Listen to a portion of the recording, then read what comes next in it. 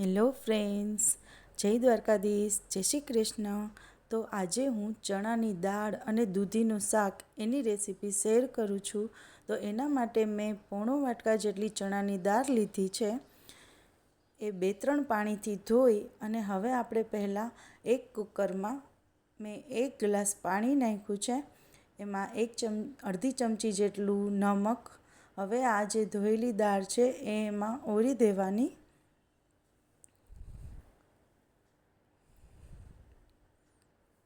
પછી એમાં થોડુંક તેલ નાખવાનું અને 1-2 સીટી બોલવા દેવાની. તો જો આવી રીતની દાળ ચડી જવી જોઈએ, મતલબ બહુ પાકવા નહીં દેવાની, અધકચરી જ. હવે મેં આ જે અડધો નંગ દૂધી લીધી છે અને ટમેટાં સમારેલા. તો આ દૂધી છે એ મેં અડધા નંગ જેટલી લીધી હતી. હવે આપણે એમાં એક બીજા કુકરમાં તેલ લઈ 2-4 ચમચી મેં તેલ નાખ્યું છે. હવે એમાં રાઈ જીરું, હિંગ, સમારેલા ટમેટાં અને લસણવાળી ચટણી. હવે એને મિક્સ કરી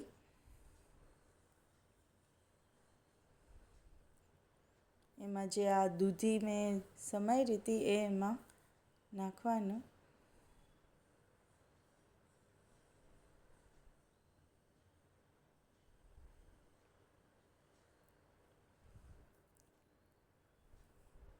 હવે એમાં અડધી ચમચી જેટલી હળદર, ધાણા જીરું પાવડર 1 ચમચી, ચટણી અડધી ચમચી. તમે અગર સ્પાઇસી ખાતા હોય, તીખું ખાતા હોય તો વધારે નાખવાની, મતલબ તમારી રીતે. હવે સ્વાદ અનુસાર નમક. હવે એને મિક્સ કરી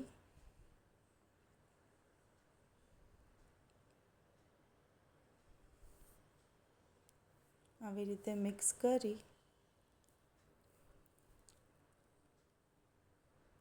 હવે તેલ છૂટું પડ્યું. હવે આપણે એમાં પેલી દાળ હતી એ એમાં નાખી દેવાની.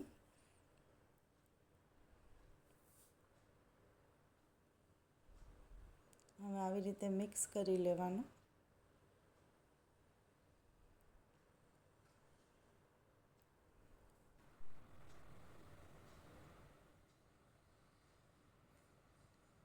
હવે એમાં કુકરમાં થોડુંક પાણી નાખીને એ પાણી એમાં નાખવાનું.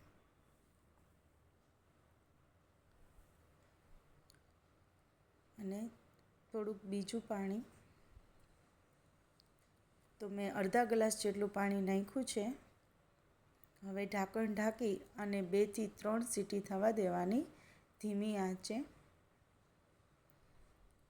તો જો દાળ દૂધીનું શાક તૈયાર છે.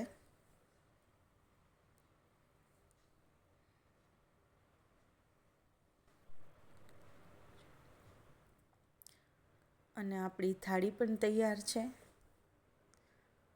મેં રોટલી સાથે સર્વ કર્યું છે. તમે ભાખરી, પરાઠા એની સાથે પણ કોઈ પણ સાથે સર્વ કરી શકો. તો આજની આ રેસીપી કેવી લાગી તે લાઈક કરજો.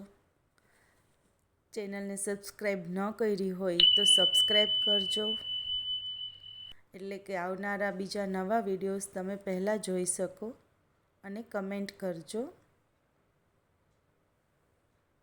Thank you for watching. By.